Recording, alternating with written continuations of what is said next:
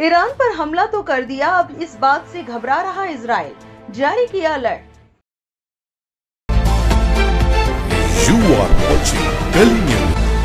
Israel ने Iran पर हमला कर दिया है, जिसके बाद पश्चिम एशिया में जंग के शुरू होने की एक मनात है।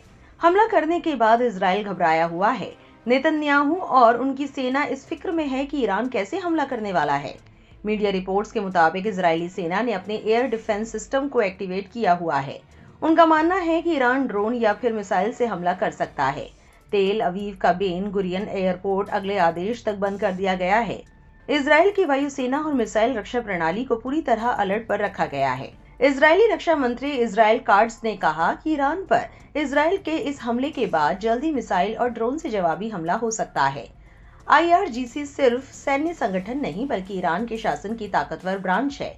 इसका नेटवर्क पूरे पश्चिम एशिया में फैला है। लेबनान में हिजबुल्लाह, यमन में हुती और इराक में शिया मिलिशिया इसके समर्थन में है। वहीं इजराइल का दावा है कि ईरान के पास अब इतने परमाणु सामग्री है कि वो कुछ ही दिनों में 15 परमाणु बम बना सकता है। इन सभी चीजों को देखते हुए इजराइल घबराया हुआ है। माना जा रहा है कि इजराइल ने ये हमला अमेरिका के दबाव में आकर किया था। हालांकि अमेरिका इससे हाथ उठाता दिख रहा है कि उसका ईरान पर हुए हमले में कोई हाथ नहीं है।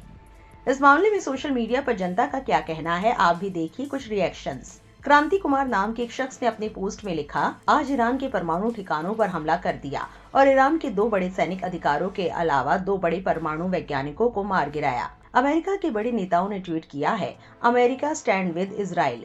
एक बात साफ है, बिना अमेरिका के सहयोग के इजराइल ईरान पर हमला नहीं कर सकता। ईरान पर हमले के पीछे डोनाल्ड ट्रंप है।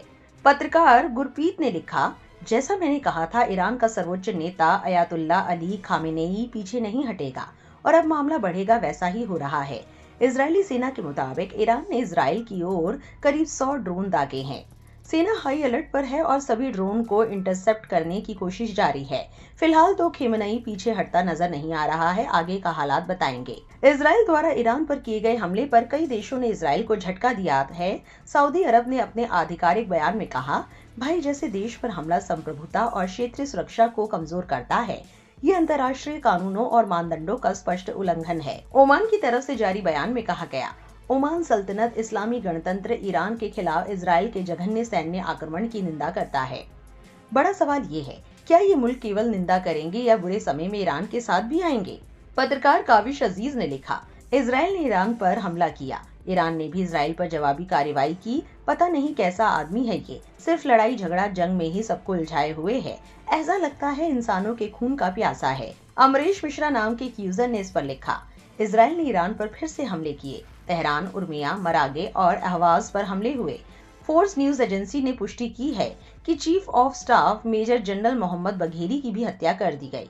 ईरान की पूरी सैन्य लीडरशिप खत्म हो गई। ईरान पर इजराइल के इस हमले को आप किस तरह से देखते हैं, कमेंट में लिखकर जरूर बताएं और इस वीडियो को लाइक और शेयर करना ना भूलें।